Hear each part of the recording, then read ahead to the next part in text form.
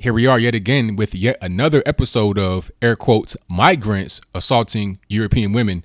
This time again, unfortunately, it was in Sweden. You had two different music festivals. One was Putte Parken, that's party in the park or festival in the park. And then you also had Bavaria. Now, Putte Parken was on June 30th through July the 2nd. There's various dates for this actual festival, but the time we're talking about right now was just on those dates. And it was in Karlstad, Sweden.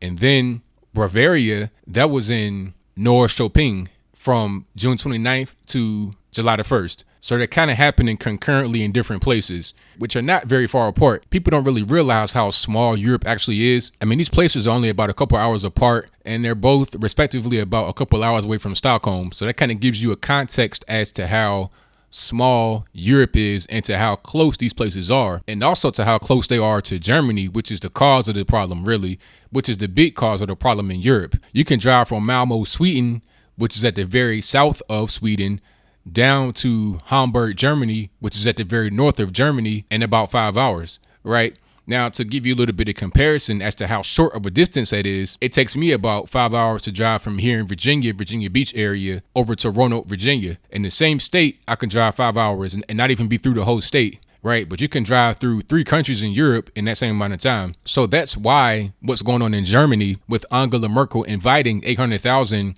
air quotes migrants is a big problem, because it's easy for them to travel to other European places very quickly because there are not very far distances to be, especially when you're in Germany, which is right in the center, right? If you have a central location, it's closer to everything versus being very far east, like almost Russia, which won't happen because they don't allow that over there. They don't have the very generous welfare systems that much of Western and some of Northern Europe have. And second of all, they have governments that just don't play that BS. Just like I said before in the previous video, there was somebody in Hungary where there's many air quotes migrants in Hungary that have been brought up on charges for entering the country illegally. So they don't play that over in Eastern Europe for the most part. If you're coming from Syria, Afghanistan, wherever you're coming from, your third world hellhole, you could come through Turkey, get into Greece, and then somehow make your way up through the Balkans, and then you're right there, you're in Germany. And then from Germany, you're able to go to the Netherlands, to Norway, Denmark, etc., and Sweden, unfortunately, which is how we've gotten here today. But to get back on topic, these festivals featured very young girls. I think there was about almost 40 girls combined between the two festivals that accused the air quotes migrants of sexually harassing them and assaulting them. And some of the girls were young as 12 years old. These are very little girls. And I direct your attention to the screen. You can see how young these girls are. I saw this video. I think it was a young girl that had like a video blog, a vlog about her experience there.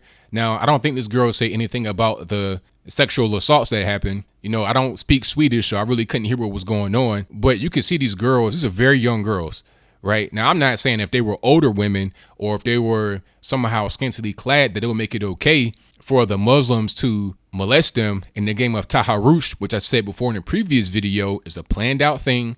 They don't care about the girls. They don't care about their age. They don't care about anything. All they know is that they are kafir, which means non-believer, and they're also white. So in their mind, that gives them free reign to just touch on them, molest them, rape them, whatever. And there have also been cases all throughout the years. This has been going on for about 10 years now, as far as my reading has told me, at various festivals all across Europe, and especially Sweden, Germany, their area, where you have these Muslim men that come in there and assault people sexually and also rob people.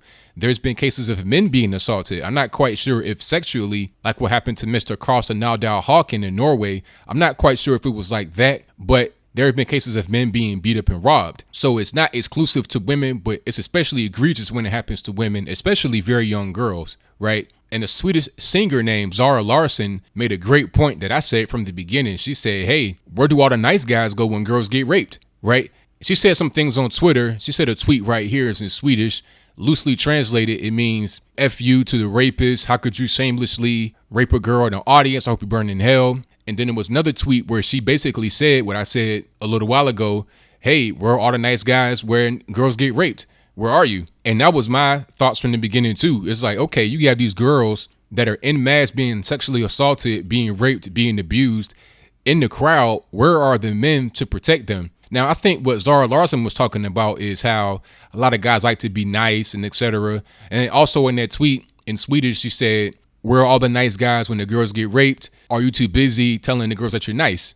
And I think that kind of encapsulates what's going on as far as a criticism from people that are within Sweden and are not in Sweden, that the men aren't stepping up to protect their homeland. Now, I'm not in Sweden, so I can't really comment on what the men there are and are not doing, because a lot of this could be the fact that they are hamstrung by the police, right? It's like, okay, if you defend somebody that is being assaulted, that is being raped, do you get in trouble? Is it your fault that you defended that person? I don't really know, but it's a valid question. Where are the men? Where's the protection of these girls?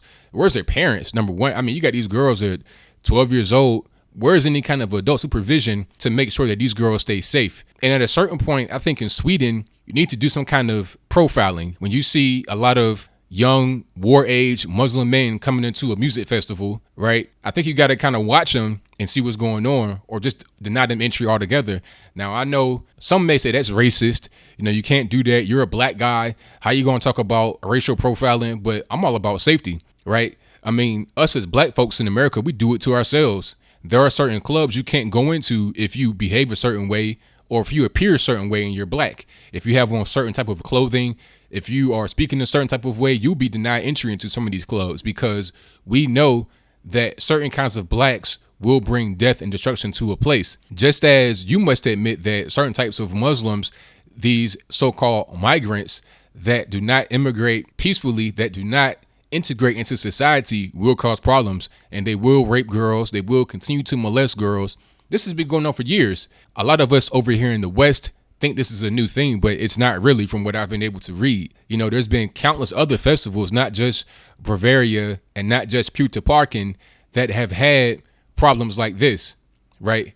It's been problems all throughout the years, not just in Sweden, but Norway, Denmark, Germany, France, UK, etc., all over Europe, Austria, wherever you are. When you have an influx of third worlders into a first world society, that will create problems, that will create conflict. And I did a video before about how Sweden is going to deny, I think, 85,000 so-called migrants and so-called refugees asylum. And I think that needs to continue. If they have done it, I'm not quite sure if they've gone through with their plan, but hopefully they have, and hopefully it continues. But the biggest thing will be to cut off where the problem was coming from. Germany, in my humble opinion, led by one Miss Angela Merkel, is a problem. Now, I'm not trying to say that Germans are the problem, not the German people, but just the leadership. Just like the United States, we have a problem overseas where we start wars unnecessarily. But it's not us, the American people. It's our leadership. It's those that are in control. People that control the banking system, people that control the way our society operates as far as the cultural things that go on, the Marxists, all of them control what's happening. And it's hard for us to fight against it when there's such a stranglehold on it. And then you have much of the population that is pretty much just brainwashed by this kind of thought process. So it makes it easy for people that lead the country to tell us to go do certain things when we're in the military, or to just sit back and accept it. Even if we're not on the front lines, sit back and accept it. Whatever's going on, you just take it and don't say anything. And I think that's what's going on here with the so-called migrant crisis.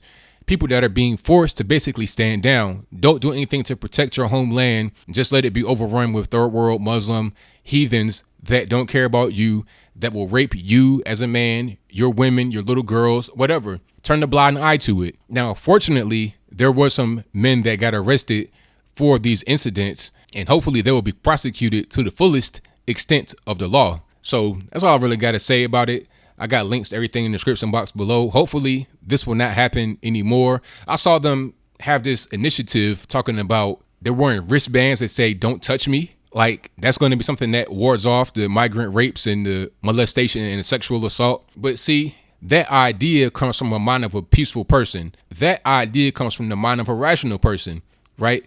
If I wear something that says "don't touch me," then they won't touch me, because they can read it, they can see it, they know that I don't want to be touched. First of all, I doubt that the wristbands are in Arabic, because a lot of these people can't read, and they probably can't even read Arabic. Second of all, you can't fight against barbarism with empathy or with altruism or with any kind of first world ideology. You can't do it. They do not play on that same playing field.